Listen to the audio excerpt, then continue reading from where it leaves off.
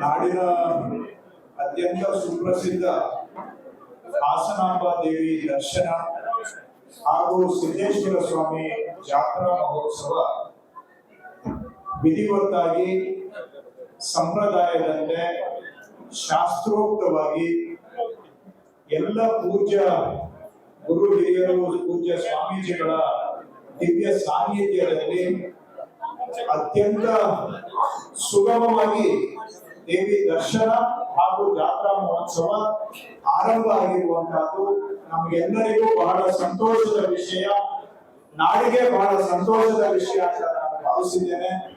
ಇವತ್ತು ಅತ್ಯಂತ ಸುಗಮವಾಗಿ ನಡೆದಿರುವಂತಹ ಈ ಕಾರ್ಯಕ್ರಮದಿಂದ ನಮ್ಮ ನಾಡಿಗೆ ಬಹಳ ಒಳ್ಳೇದಾಗುತ್ತದೆ, ನಾಡಿಗೆ ಸಂಪೂರ್ಣವಾಗಿ ಶುಭ ಆಗುತ್ತದೆ, ನಾಡಿನ ಜನತೆಗೆ ಒಳ್ಳೇದಾಗುತ್ತೆ ಅಂತ ನಾನು ಆಶಿಸ್ತಾ ಇವತ್ತಿನ ಈ ಕಾರ್ಯಕ್ರಮಕ್ಕೆ ಪೂಜ್ಯ ಸ್ವಾಮೀಜಿಗಳು ನಾವೆಲ್ಲರೂ ಸೇರಿ ಇವತ್ತು ಚಾಲನೆಯನ್ನ ಕೊಟ್ಟಿದ್ದೇವೆ. ಇಂದು ತೆರೆದಂತಹ ದೇವಾಲಯ ಇಂದು 9ನೇ ತಾರೀಕು ದೇವಿ ದೇವಾಲಯವನ್ನ ನಾವು ತೆರೆದಿದ್ದೇವೆ.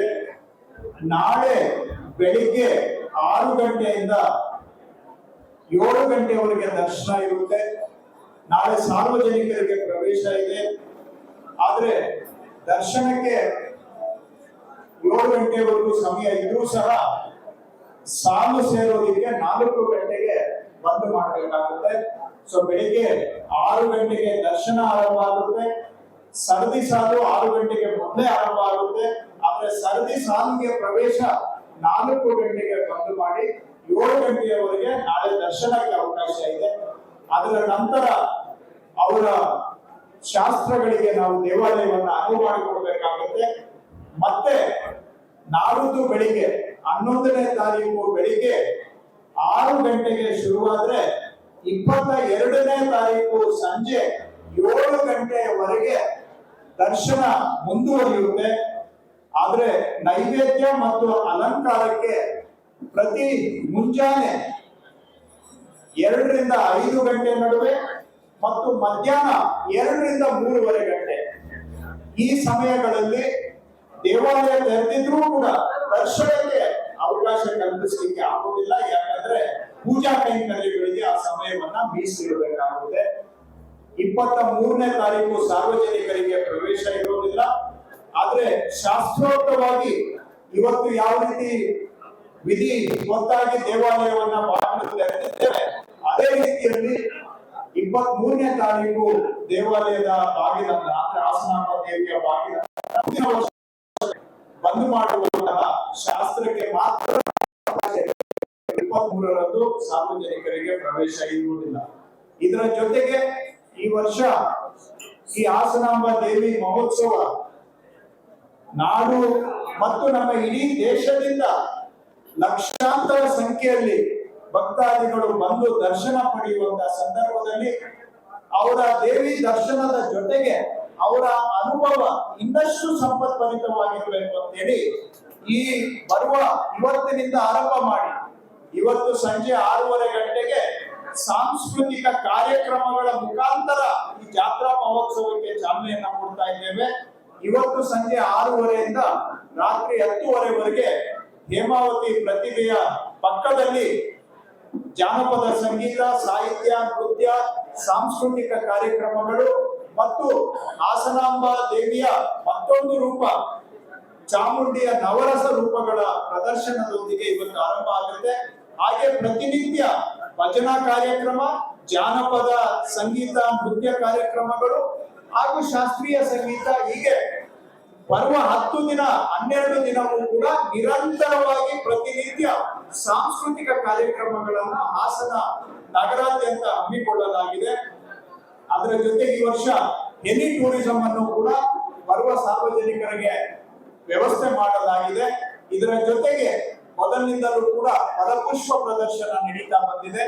ಹಾಗೇನೆ ವಸ್ತು ಪ್ರದರ್ಶನ ಕೂಡ ಈ ವರ್ಷ ಅದನ್ನು ನಡೀತಾ ಬಂದಿದೆ ಹಿಂದಿನ ವರ್ಷಗಳಿಂದ. ಹೀಗೆ ಬರುವಂತಹ ಸಾರ್ವಜನಿಕರು ದೇವಿಯ ದರ್ಶನದ ಜೊತೆಗೆ ಈ ಎಲ್ಲ ಅನುಭವಗಳನ್ನು ಕೂಡ ಪಡೆದು ದೇವಿಯ ದರ್ಶನದ ಜೊತೆಗೆ ಹಾಸನಕ್ಕೆ ಭೇಟಿ ಅವರ ನೆನಪಿನಲ್ಲಿ ಶಾಶ್ವತವಾಗಿ ಉಳಿಯುವಂತಹ ಅನುಭವವನ್ನ ಸವಿದು ಹೋಗ್ಬೇಕು ಅಂತ ನಾನು ಬರುವಂತ ಭಕ್ತಾದಿಗಳಲ್ಲಿ ಮನವಿ ಮಾಡ್ತೇನೆ. ಹಾಗೂ ಈ ವರ್ಷ ನಾವು ಜಿಲ್ಲಾಡಳಿತ, ಜಿಲ್ಲೆಯ ಎಲ್ಲ ಜನಪ್ರತಿನಿಧಿಗಳು ಒಗ್ಗಟ್ಟಾಗಿ ಒಕ್ಕೊರಲಿನಿಂದ ನಾವು ತೀರ್ಮಾನ ಮಾಡಿದ್ದೇವೆ.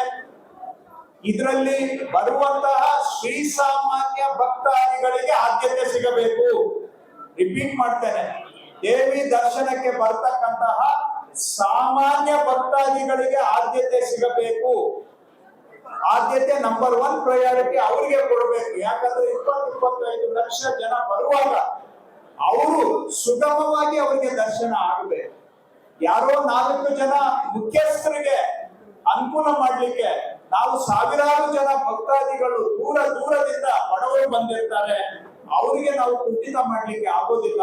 ಹಾಗಾಗಿ ಶ್ರೀಸಾಮಾನ್ಯ ಭಕ್ತಾದಿಗಳಿಗೆ ಹೆಚ್ಚಿನ ಆದ್ಯತೆ ಕೊಡಬೇಕು ಅಂತೇಳಿ, ಏನು ಅತಿಗಣ್ಯ ವ್ಯಕ್ತಿಗಳು ಬರ್ತಾರೆ ಅವರಿಗೆ ಭೇಟಿಯ ಸಮಯವನ್ನ 10:30ರಿಂದ 12ವರೆಗೆ ನಿಗದಿ ಮಾಡಿದ್ದೇವೆ.